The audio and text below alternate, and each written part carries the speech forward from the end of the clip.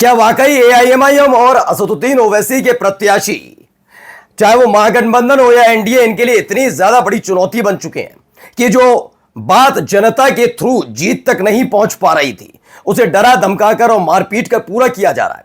यह बात मैं इसलिए कह रहा हूं दोस्तों, क्योंकि आज जो मैं आपको खबर दिखाऊंगा उसे देखकर आप समझ जाएंगे कि खेला कैसे और क्या करने की कोशिश की जा रही है। अब एआईएमआईएम के जो प्रचार करते हुए प्रत्याशी, उन पर हमला किया जा रहा है। इसको लेकर एक सनसनीखेज मामला निकल कर सामने आया।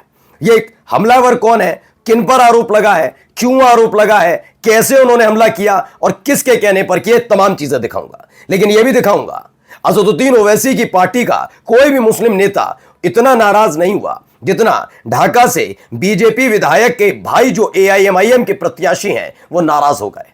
वो न केवल धरने पर बैठ गए बल्कि पुलिस और प्रशासन को चुनौती दे डाली है कि जो किया जा रहा है वो गलत है। यहां पर भी क्या डराने धमकाने का खेल चल रहा है। और आपको दिखाऊंगा एक और सीट पर एआईएमआईएम ने अपना कब्जा करने की तैयारी कर ली है, यानी एक शानदार जीत की तरफ बढ़ रही है। नमस्कार, मैं हूं प्रज्वल गौतम और आप देख रहे हैं टाइम्स एक्सप्रेस।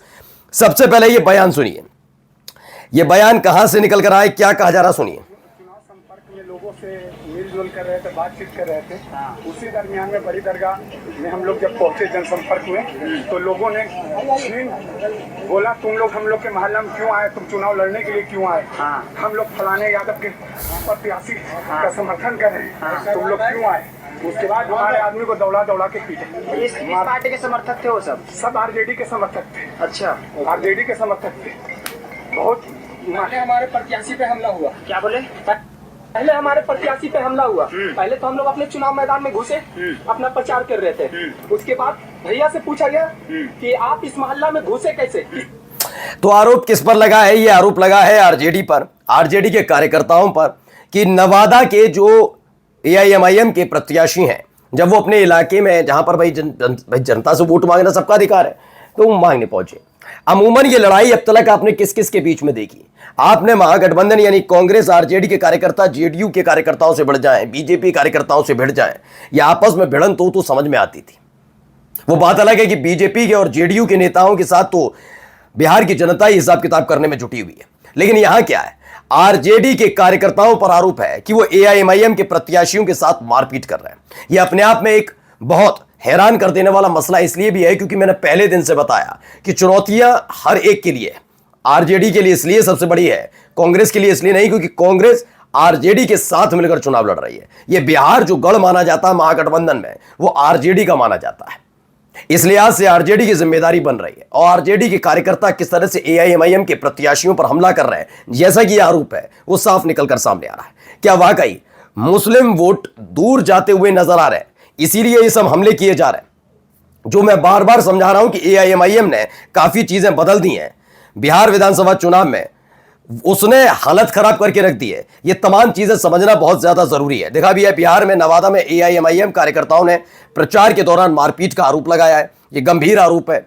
अब आइए एक और जरा बयान सुनाता हूं, सुनते चलिए क्या कुछ कह रहे हैं। ये उनके पास उनके सामने बैठ करके उनकी दबंगई को ठीक कर देंगे। राजपूत का बेटा ये साबित करके दिखाएगा कि आपको लड़ाई लड़ना है तो इस बार किससे उलझे हैं आपको पता लग जाएगा। कैसे कोई 7-8 बजे जाकर के किसी को जो है खुलेआम 8 आदमी 9 आदमी मिलकर के मॉब लिंच कर देता है। अभी आपको दूध का दूध पानी का पानी कर देंगे। ये जो पूरा सिंडिकेट चला है प्रशासन का, यहाँ के विधायक का, कमजोर कैंडिडेट हो या मजबूत कैंडिडेट हो, लोकतंत्र ने जो अधिकार दिया है प्रचार करने का, वोट मांगने का, वो किसी से आप छीन नहीं सकते। आप कितने भी तो अब ये कौन है? ये हैं ढाका से एआईएमआईएम के प्रत्याशी राणा रणजीत सिंह। हुआ क्या है, ढाका विधानसभा में एआईएमआईएम प्रत्याशी राणा रणजीत सिंह के पोस्टर फाड़े जाने पर हंगामा हुआ। पुलिस और विधायक को चेतावनी दी। ढाका पूर्वी चंपारण में विधानसभा क्षेत्र में एआईएमआईएम प्रत्याशी राणा रणजीत सिंह साहब के चुनावी पोस्टर फाड़े जाने की घटना के बाद कार्यकर्ताओं ने जोरदार प्रदर्शन किया। पार्टी समर्थकों ने आरोप लगाया कि यह कृत्य विपक्षी दलों के इशारे पर किया गया ताकि एआईएमआईएम के बढ़ते प्रभाव को रोका जा सके।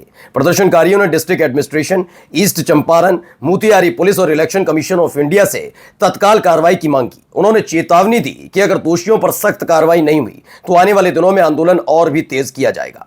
एआईएमआईएम नेताओं ने कहा कि लोकतंत्र और निष्पक्ष चुनाव प्रक्रिया पर सीधा हमला है। उन्होंने स्थानीय विधायक पर भी निष्पक्षता बनाए रखने की नसीहत दी और प्रशासन को स्थिति पर नजर रखने की अपील की।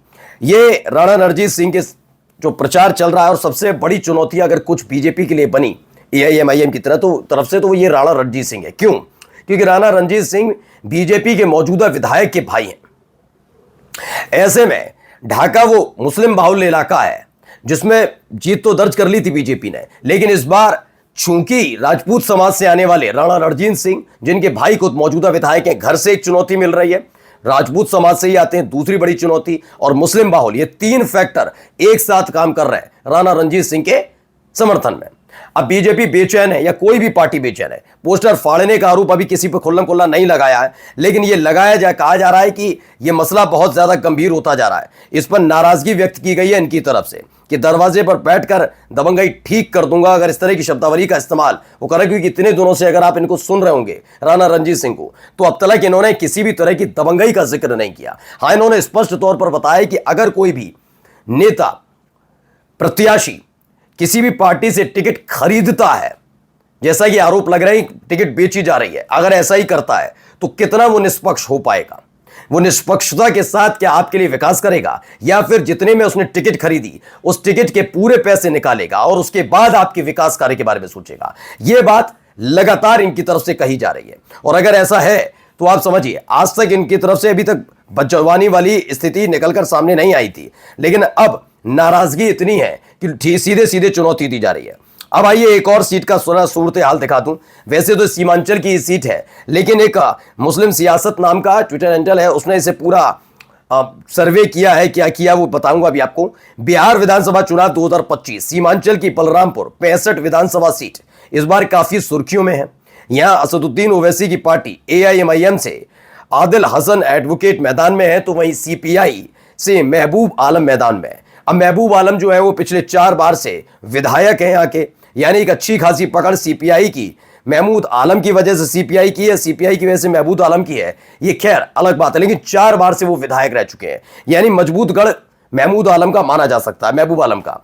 लेकिन एक मुस्लिम सियासत का दावा है कि सर्वे के मुताबिक इस सीट पर एआईएमआईएम कड़ी टक्कर देती हुई नजर आ रही है। सीपीआई के महबूब आलम इस बार चुनाव हार सकते हैं, ऐसा दावा किया जा रहा है कि हाँ, हालात पलट सकते हैं। यानी कि उनकी हैट्रिक तो हो चुकी है, 4 बार चुनाव जीत चुके हैं, लेकिन 5वीं बार शायद ही उनकी पार्टी का या उनका खाता यहां पर खोले, ऐसा दावा भी वहां पर किया जा रहा है। मैं बार बार कह रहा हूं, देखिए हालात आप अपने हिसाब से समझिए, कैसे चीजों को बदलना और कैसे चीजें बदल जाती हैं। जब तक आप और आपका प्रतिद्वंदी, जो नजदीकी प्रतिद्वंदी है, एक दूसरे से भिड़ते हैं, तब तक आप दूसरों की चिंताएं नहीं करते, और तब तक आप चिंता नहीं करते जब तक वो तीसरा वाला इतना ताकतवर न हो जाए कि वो आपको चुनौती देने पर आए। लेकिन चुनौती मिलती है तो आपको याद आता है कि वो जिन मुद्दों पर चुनाव लड़ रहा है उन मुद्दों पर हमें आना होगा, वरना जो वोट बैंक है वो खिसक सकता है। क्या यही बेचैनी दोनों ही गठबंधनों में देखने को मिल रही है, महागठबंधन में भी और एनडीए में भी। नमस्कार।